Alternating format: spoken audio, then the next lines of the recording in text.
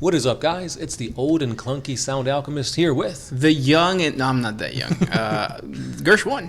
and today we're back at it to answer the question from you guys, the young and nimble, in another installment of For the Greater. Just a quick little refresher on our demographic. In reality, most of you guys are between the ages of 23 and 31. Yeah. So we're all in the same boat here. Old and clunky. Yep. This is a video series where we answer the questions left by you, the viewer. If you have a question for us, comment down below. Put a question in front of your question because we get to those questions first. And we are also doing super things. So if you want to support the channel, you can send us a super thanks and you have a guaranteed answer to your question. And then we appreciate it. And that is what the Orange Ninja Turtle has done. He asks, if the Tyranids mass invaded the galaxy to finally begin the final battle to consume all life in the galaxy, would chaos come to the aid of the various races, seeing how chaos gets their power from the people in it? Or treat it like every other day? That's a good question. So when will chaos step in? Yeah, so basically the Tyranids, they're out to consume any and all biomass. They do not have any preference. If it's organic, they're going to consume it. So, of course, humans being one of the most powerful psychers in the galaxy, they are essentially what is feeding the chaos gods, be it, treachery, perfection, rot, or anything like that. Chaos wants humans, and so do the Tyranids. So, of course, they will be fighting for basically biomass or food source in that matter. Yep, that's exactly, basically humanity is cattle for both factions. Yes. What's interesting is that with chaos, they are feeding off of the psychic energy emitted by humanity, and because there's so many of them, because there's other, psychically powerful races that give off better nutrition. Eldar. Yeah, the Eldar. But there's not as many Eldar. So, humanity is this, cash cow, or this basically cattle. However, during the Horus Heresy, Chaos was trying to but was trying to basically destroy the Imperium, destroy the Emperor through the means of Horus, causing, basically their downfall. Yeah. Inadvertently, I guess. Right. So I don't know how smart Chaos is, the Chaos gods are, at, realizing that, hey, if humanity dies out, we die out. Because they didn't care during the Horus Heresy. Yeah, they're just burn this, virus bomb that. They don't care. They're all about, murder, maiming, burning, all for the gods. And that's the problem with this, I guess, question is that because they didn't really care at that time, what would they care now that the Tyranids are invading, humanity's homeworld? And in a way, it might even be to the benefit of Chaos for Tyranids to destroy Terra, because if they get rid of the Emperor somehow, that opens up a webway portal to Terra and basically the Sol System, a really heavily populated planet. Yes. Or system, and then Chaos can kind of compete with the Tyranids in consuming all of that pain, suffering, and all that kind of stuff. Yeah, I mean, if we do have a certain instance in the lore where the Tyranids were essentially going to consume all of Baal, the home world of the Blood Angels, and who came to the rescue? Ka-Banda, the mortal enemy demon of the Blood Angels, came in to save the Blood Angels. So maybe that will be more instances of that in the lore. But the thing about Chaos is that they're very circular in their way of fighting. Mm-hmm. There is no one powerful Chaos god at any time. It's all a wheel, and this wheel will keep turning. So I think that's what will happen with this instance of Tyranids consuming all of humanity. Chaos will step in, and it's just going to be an unending thing of Chaos fighting the Tyranids, Tyranids losing, then humanity pushes back Chaos, and Tyranids come back, and it's just going to be this cycle of never-ending destruction and consumption, and it'll just keep going forever. Yeah, which is why in a scenario like this, where the Tyranids finally get to the Sol System, I do feel that Chaos, if they intervene, it'll be kind of in the last moment and in a perfect spot where turmoil and destruction can continue forever, kind of like Armageddon, kind of like is it the Octarius sector? Mm-hmm. Yeah, so places like that. Yeah, with the orcs and the Tyranids, and they're fighting, and it's just never ending. Right. Yeah. Yeah. I mean, you got to think about it. After all, this is supposed to be grim, dark, dystopian, stagnation. So it'll just be a cycle of never-ending despair. Yes. Thank you for the question, though. Really, really interesting one. And thank you for the super things. Remember, if you guys want your question answered, hit us up with the super things, and we appreciate it. Yes.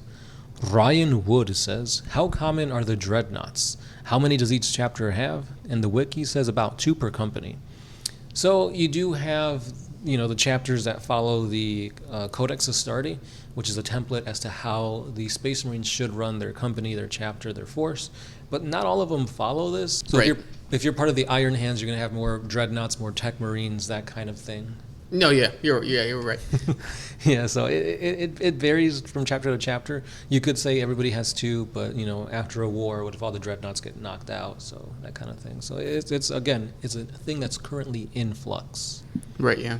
Also, like the Black Templars and the Space Wolves and all that kind of stuff, like they have a little bit more than normal, but that's just because they're not Codex compliant, right? Mm-hmm.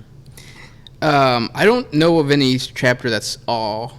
Dreadnoughts. Yeah, No, that'd be really cool though. that would be really cool, but very hard to maintain. Yeah. Maybe, Tech Priest and. yeah, you have to have some type of tech priest to keep them running. Mm-hmm. Next question comes from Shantoni66666. What do you think about the idea of giving each of the Tau Seps a low-effort, unique character each? Like a Riptide for Borkan, or Recruit Shaper, Fireblade, Best Friend Duo, based on several elf twin concepts for Dalith, etc. I think that'd be really smart. Yes, definitely. Because right now, the named characters that you have, they're pretty much either Tau Sept or Farsight. Yeah, and like every other faction has that. So if you look at the Orcs, old Zogwarts, he's a Snakebite. Bad Ruck. Yep, yeah. he's what is it called? Freebooter. Mm-hmm. Then you look at the Space Marines, and they have the same thing. Each Ultramarine, or each chapter has their own thing. Ultramarines have all of them. Marnius Calgar. What is the other one? Cantor is Crimson Fist, right? Yes, Pedro Cantor. Yeah, there you go. But yeah, that'd be cool. Yeah, that's something that I thought was going to happen this edition. It didn't. I thought we might have the return of Shasto Kais, the 3rd pupil of Piertide. He didn't come back. That's because the Tau aren't like that popular. Right. Nobody plays fish people in space. Except everybody. True. Give them that big railgun and everybody will play it, then take it away. Yeah. This question comes from Tradinian Garrett. One Mind Syndicate, I got a question. Has a Space Marine ever been knocked upside the head so hard that he lost all his memories? That's going to be a really hard blow to the head for them to have that type of amnesia. And not that I remember. Yeah, no. Yeah, and if he ever did have amnesia, just eat himself and he'll gain the memories of whatever he's eaten. That's true, yeah. It's a loophole. Yeah, it's a fail-safe. It's a cycle. That's the theme of this video. The big one says, since I'm too poor to give you guys a super thanks, would it be cool if I just mentally undressed you both? Yeah, I mean, you only get the top half. You never get the bottom half. So if that's what you're into, you must be a boob guy. Yeah, at least for us. Yeah. And yeah, again, like if you guys can't give us, or if you guys, the super things are too much, just a simple like, a comment really does help out the channel. Yeah, it's really interesting to hear what you guys have to say. Yeah. Like I always look forward to what the big one has to say. Yes. Next question comes from Good Jesse Hobbies. Between the two of you, how many Horus Heresy novels have you read? Currently only 2.5. I started reading them, but then about halfway through, I'm like, wait, there's how many of these? Wait, there's anthologies. And if you look at the current videos that I've been posting, I did put one about the Horus Heresy novels and like which ones are the ones that are more necessary to read. So in my opinion, there's maybe 10 or 12 that are 100% necessary. The anthologies you can skip. There are books that focus specifically just on the Primarchs and their legions. You can skip those, so yeah. And the place that, or the struggle that I have, because I haven't read that many, and the struggle that I have is what you mentioned. I think I started with the anthologies, and it was like, this is a little too much information that I don't really care for. I like the way the information is given to you in a codex. It's like quick, fast, and then it gives you room to like kind of speculate and kind of like create your own headcanon. Whereas with the, or even like the Primarch, the individual Primarchs, it fleshes out the Primarch in a certain way that I particularly don't like. I like the sandboxy element of 40K, not the this is who Perturabo was. That I don't really like. But I guess it makes sense for all the people, because I do have to always keep in mind that there are people that just read the novels, are just into the lore, don't play the tabletop, don't care to homebrew, don't that kind of stuff.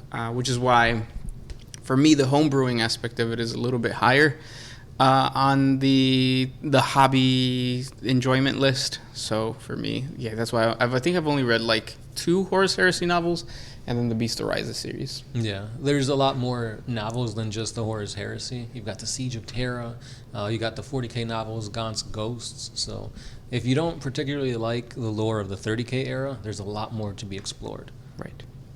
And then last question, do you have one? I had one, but I realized that we read this one about a week ago. A week ago. Yeah. So let's go ahead and go with this other one, made by Juan Jose Mendivil. If some madman decided to make a 40K version of Dead Space, which main enemy would it be that a not-so-special person have a chance to survive against? So have you ever played Dead Space? A little bit. Like, I remember it's supposed to be kind of scary, right? Yes, it's a horror sci-fi game when basically you're stuck, putting it in 40K's term, you're in a space Hulk. And instead of it being filled with gene stealers, it's essentially filled with Nurgle zombies. Yeah. So it's basically a whole bunch of reanimated people out to kill you. And worms, right? Just giant worms. I think that's more like in the third Dead Space. Yeah, but in the first one, at least if that's what he's referring to, you're just fighting corrupted humanoids. Yeah, so it's very easy to make that into 40K terms. In my opinion, Darktide is almost that, except you're with a squad instead of one person. But yeah, even if you're just some like engineer, you have the weapons, you have the technology at your fingertips to fight these things. Because I think that's exactly what your character was. Like you're going onto the Space Hulk essentially to fix it or find out what went wrong. And so you're using literally like hacksaws and like laser cutters that you would use to fix Space Hulks, but you're using that to fight against the Desodons of Chaos. Yeah, so it's perfect for Nurgle and Nurgle's rot within a Space Hulk. I mean, even gene stealers can kind of fit the role because yeah, they're scary. Yeah, they pop out. Parasites. Yeah. And those were the questions for today. If you guys have more questions for us, please comment down below. Thank you so much for listening and hanging out with us. We appreciate all the super thanks, and we'll talk tomorrow. That's right. This has been the Sound Alchemist. Gersh1. And we are out of here.